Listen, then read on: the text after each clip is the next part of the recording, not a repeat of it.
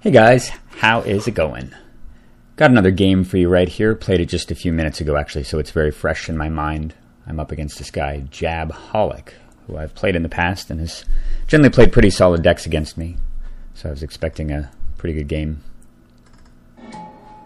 I'm playing Nin, as you can see, right here, and Jabholic has brought Vona, Butcher of Magan, to the table. Creature actually, I don't think I've ever played against this before, but it's quite interesting. Obviously, the activated ability is pretty expensive, but at the same time, the ability to tap to destroy permanents. And I assume he's got some sort of, obviously it has built-in lifelink. I figure maybe he's got some other life gain in the deck to enable this. But once it gets rolling, it's a pretty powerful ability. And should be interesting. This is actually a pretty interesting game. I have a very solid hand, mainly due to the fact that I've got both colors of mana and Condescend, as well as 4 lands total. The Opal's a little crappy to get this early in the game, but not the end of the world. Maybe I might get the ability to throw it away. And I am going first too, which is an extra big bonus. Kind of on the fence about Mox Opal a little bit. It's become a little bit unwieldy due to the fact that there aren't as many cheap artifacts in the deck anymore. But I still think it's good enough in the deck to probably use. It's such a good Tezer at the secret target in mid-game. That alone kind of makes it worth it. And you can usually just throw it away early. And it's not really that hard to get Metalcraft. Alright, let's see what Mr. Jabholic is up to. He plays a Shambling Vent, which is fine. Notice I've got one of the more recently printed cards in hand, the Abrade, which I've been very handy with. Or, handy, I've been very happy with. Alright.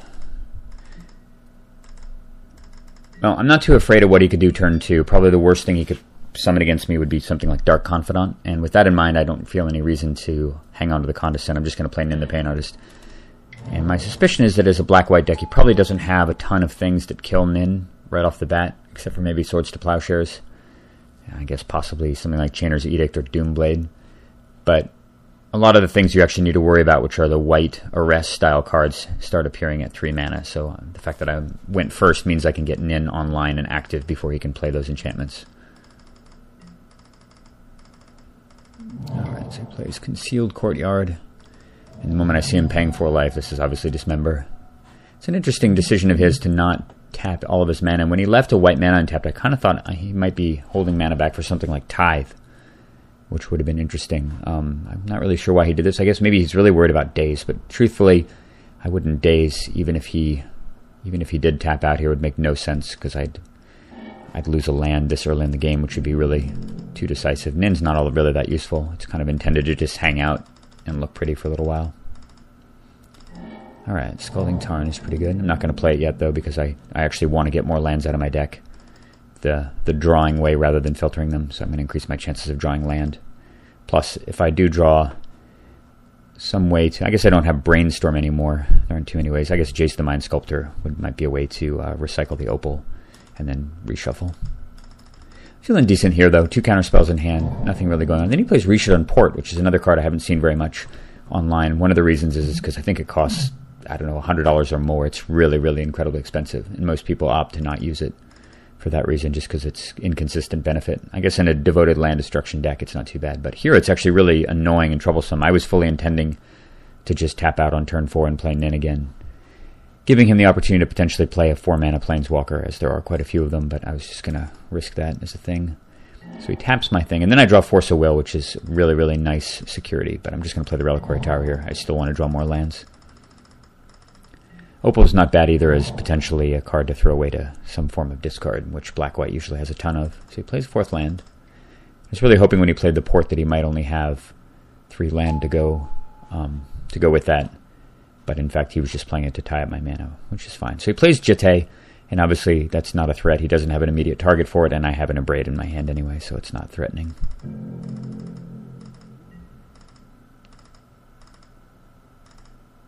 Alright, so I just need to keep drawing land. That's fine. I've got the Scalding Tarn now, so I can get Nin back on board. And with the security of Force and Will in hand, I know that I can Force a Will his General here, and that's really my hope.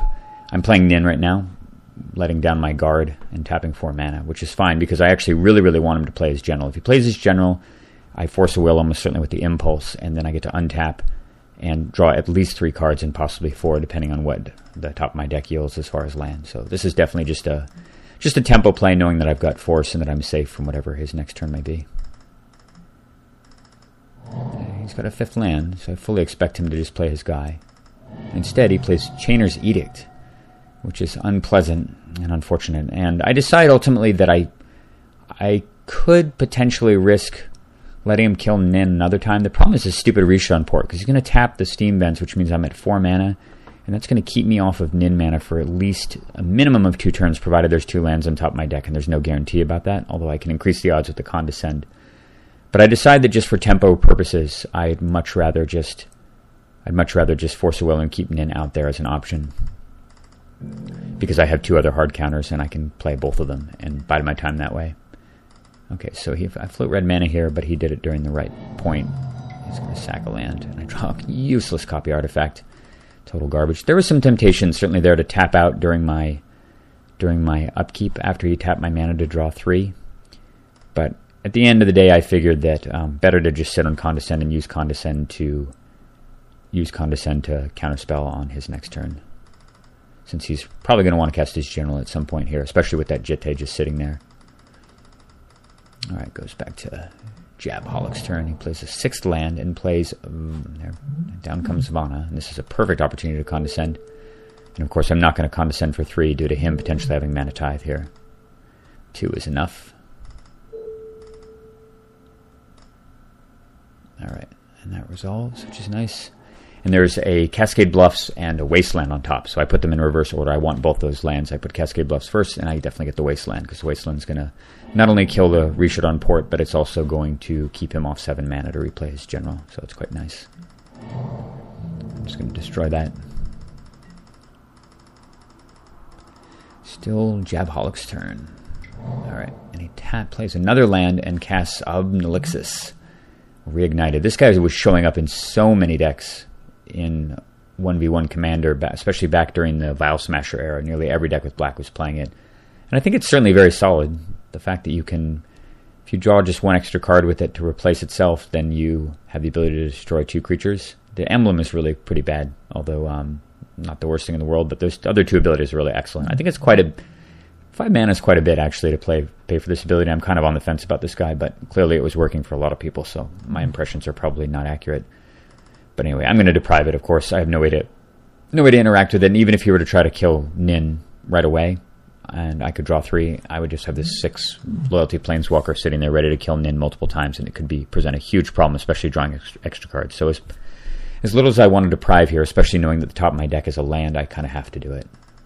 And that lowers my guard completely, but that's fine.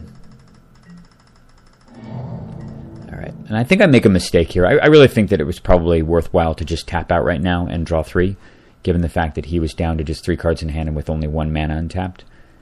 There's no reason to bluff a counterspell that you don't have, especially when your opponent is showing you that he's happy to run his 5 mana spells into potential counter magic. So certainly, if Jabholic draws another land here, he's just going to slam his commander. And if he doesn't do that, then he has the potential to kill off Nin the Pain Artist in response to me trying to draw cards, and I've got this very, very dead interactive hand. And with that in mind, I should have just drawn cards right now when it was safe. But he doesn't have 7 mana thanks to that Wasteland, which is really nice. And you see him tapping 4 here. And he plays Hangerback Walker. Huh, well, that's an interesting thing. It's a masterpiece, too. This thing was all over the place in Standard a little while ago, I guess. Or maybe it was Modern. I never know. Anyway, I think the format where you could just play colorless creatures for 0, because the format had like 8 Sol Rings in it. But right now it's pretty interesting, especially with the Jitte. But fortunately I've got that Abrade. I have no intention of killing Hangerback Walker at any point. Probably just going to try to steal it maybe before it gets big. And because I really need to Abrade away the Jitte. And then he equips it with the Jitte, which I can understand him doing, although it removes the ability to bluff removal, and besides, I'm drawing 3 anyway. So end of turn, cast to instant speed. Tidings equivalent of +3 hand size. Huh. And Mountain. Jace and Stoic Rebuttal. That's quite interesting. Well, Jace is really nice because it's going to give me an answer to this Hangerback Walker, and he's going to be stuck having to replay it multiple times. The problem is that I don't have Metalcraft, so the combo of Jace plus Stoic doesn't work until I get to 7 mana. And that's a little sketchy. I don't want to get stuck in a position where I'm continuously bouncing and losing counters on Jace. And then I draw Tezzeret the Seeker, which is really, really an interesting card to hit right now. And it gives me a very kind of cool sequence of plays here. So I decide I'm just going to ramp up my mana quite a bit using Tezzeret. I can actually put 3 mana into play on this turn by doing the following. Now, previously before, of course, I would have probably used Tezzeret for 0 to get Mana Crypt, and then, or I should say Soul Ring. I probably would have copied Soul Ring, and then I would have played Mox Opal, which would have been delicious. But I'm going to have to get the equivalent. I thought about getting Mox Diamond here to discard the mountain, but the problem is I really want to play the copy artifact right now, and I can't copy a Mox Diamond with only 1 land in play. So, of course, I have to get Seat of the Synod, but this still works out well. So I copy the Seat, and then I play a Mox Opal, which now instantly works. And I've got both Metalcraft and to cast Stoic Rebuttal, and I have the Abrade available, which is pretty delicious. And he doesn't have the ability to kill Tezzeret right away, which is really nice too. So this worked out really, really, really well in that it enabled the Stoic Rebuttal and got a Tezzeret the Seeker, which actually costs more than Jace the Mind Sculptor onto the board. It's kind of awesome.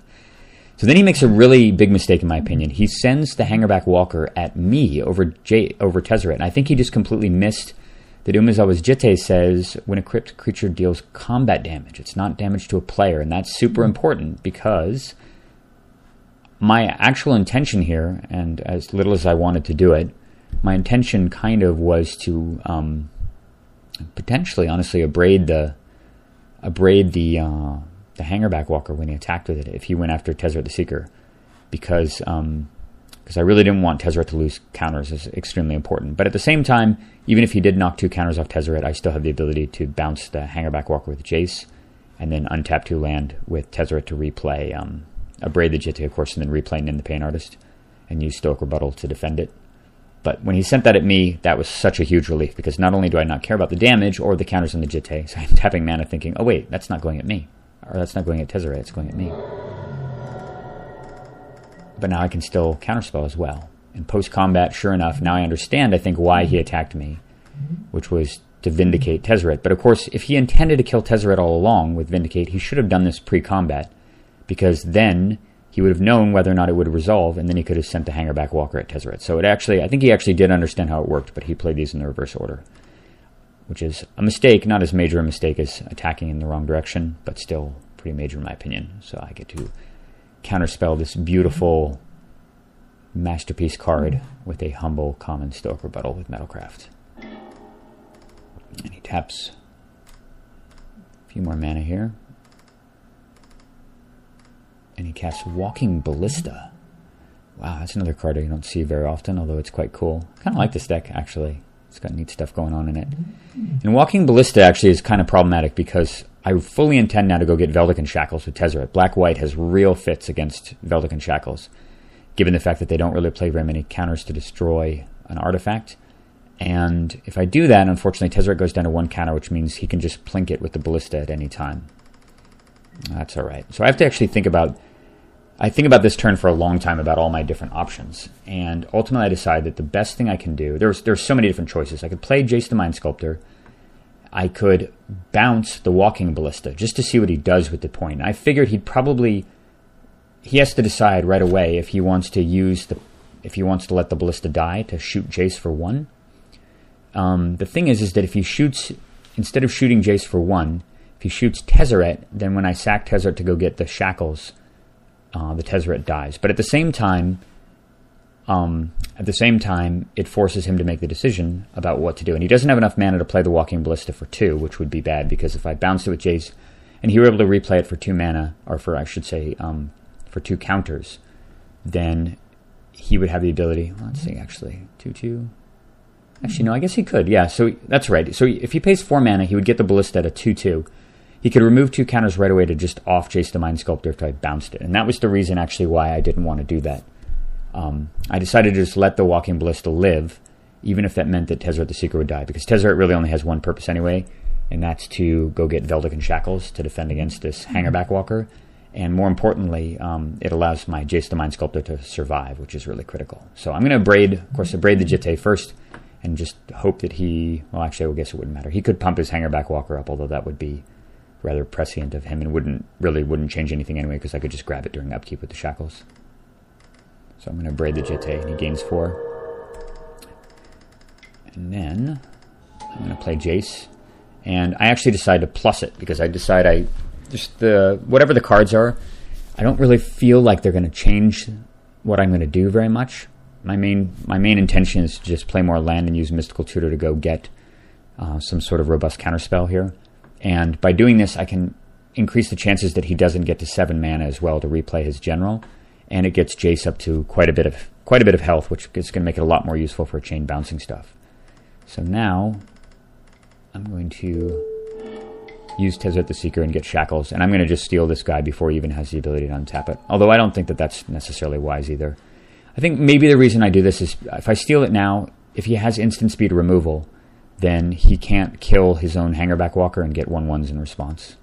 Because he could do something like put a counter on it to make it a 3/3 and then kill it in response and get 3 1/1s, which might prove problematic on the Planeswalker. So even though this play ultimately results in Tezzeret the Seeker dying, I feel like the board position that it gives me is quite strong. And if anybody who's watching this video has a good sense of what I could have done instead of what I ultimately went with, I would be all ears to hear it, because a lot of the time viewers come up with cool plays that I didn't necessarily see at the time. So there might have been a better solution to what he was going to do here, but I didn't see it. Yeah, if I bounce Hangerback Walker, he could also replay it for 3 and just kind of do a ton of damage to my board with that. So that's not too good. So I'm kind of happy with this play. And I've got 1 blue mana available for the Mystical Tutor. So it goes back to Jab's turn. And of course, he just gets to attack Tezzeret now with the 1/1, but that's fine. I completely expected Tezzeret to die. I suppose there is something to be said, too, now when I think about it. If I had let him untap and then I go to snag the Hangerback Walker in his upkeep, that forces him at least to spend 1 mana to tap it, because otherwise it's a blocker against a Ballista. So that's actually kind of useful as well. So then he plays Obsidian Ghost Council.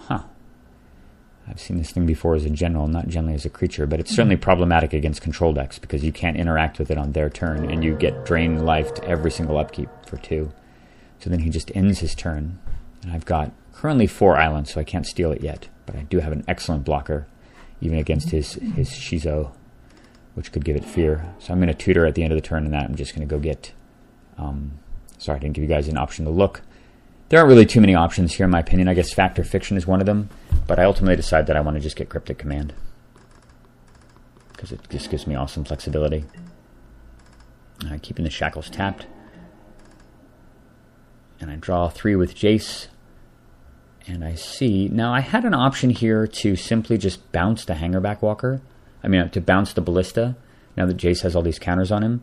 And then I could play a land, and I could play my Nin the Pain Artist and have exactly enough mana to Cryptic Command if he tried to replay the Ballista. And I think at the end of the day, that probably would have been the better play, because it would have gotten Nin the Pain Artist online right away. I didn't really need to draw 3 here again, because I'm going to draw 1 million off off Nin if it resolves and gets the ability to activate. The one reason why I potentially don't do this is because if he's screwing around, I've got this as a blocker, and if he's screwing around adding counters to his Walking Ballista and messing around with that, then it means that I just have time on my side, and Jace is going to provide an inevitable victory. Plus, I've got the Shackles here and another island coming to deal with his Ghost Council guy. So, and I potentially have the ability to steal the Walking Ballista as well. So I was kind of on the fence about what to do here, and I think I ultimately made the mistake of... I put these 2 back, of course. They're both not very useful. Playing another island, because that's important. And I'm just going to play in the Pain Artist. Again, I think that this was a mistake to do. And... yeah. I tapped my mana wrong here as well. I think I should have left 3 islands in the Mox Opal untapped and tapped these red mana sources, because again, if he hits a Wasteland and has some possible, like a Chroma's Vengeance or something, and I don't have 4 mana available to counterspell it, it could really, really flip the game over, given the fact that I'd lose Shackles and both seats and the Mox Opal. It could be pretty disastrous. So,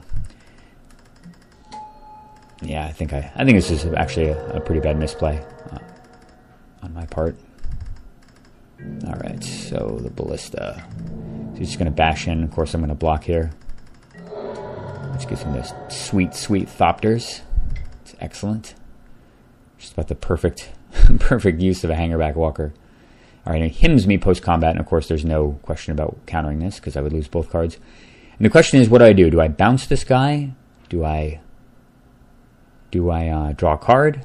Do I tap his Walking Ballista? There's a lot of different options. And ultimately decide that I just want to dig deeper, especially with the Jason play and the fact that I know the top 2 cards are bad. So I'm just going to counter and draw. I'm not too worried about this thing now that the Shackles can handle it. So I'm just going to draw here, and I get that mountain back. And of course, he adds counters now. And offs my Nin, which he could do in response to me trying to activate it. But of course, if I had to shoot a Thopter, that would change things. So I agree with that play. And then that thing blinks out at the end of the turn. But now I get to untap Shackles, which is kind of delicious. And now I'm going to force him, of course, to use his Walking Ballista too, by grabbing it. So he shoots a Thopter down. That's fine. I've still got a blocker. And you ever have that situation where Jace the Mind Sculptor activation just wins the game for you on the spot? Stop. I don't know why it's playing. Is it still playing? Okay, good. It's not. Yeah, so I activate Jace, and my deck promptly delivers Dissipate, Forbid, and Counterspell. I mean, and my opponent has 2 cards in hand. It's pretty ridiculous. So that completely changes, of course, what I'm going to do. Now it's just a matter of riding Jace to inevitable victory. He does have his Obzidot Ghost Council guy for 1 more turn, but I still have a chump blocker for it that can even block despite fear. And I can counterspell his commander forever. And he is all but done here. He does have a 7th mana finally. He runs that thing into my Thopter. And then rather than playing his guy, rather than playing his general, he just says done. If I were him, actually, I think I would have tapped all 7 of my mana to... If I'm not going to do anything, I would have at least flashed back the Chainer's Edict, forcing me to either counterspell or lose the token, and he can kill Jace off, which would actually be quite good. But instead, he just does nothing. I'm not really sure about that. But I get to untap Shackles now and draw 3 again. It's looking so good now. I'm going to put the diamond and the Thought Vessel away, since I want more islands. I'm going to play that and get Crucible of Worlds, because there's a Scalding Tarn in the graveyard, and I've got Forbid mana up, and this is looking extremely inevitable now with 2 cards in hand. And before I can even cast the Crucible, Jabholic has had enough.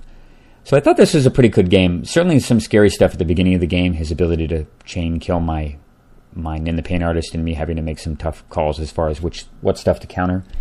But ultimately, Blue Planeswalkers beat Black-White, and that was the defining story of this game. I hope you guys enjoyed this one.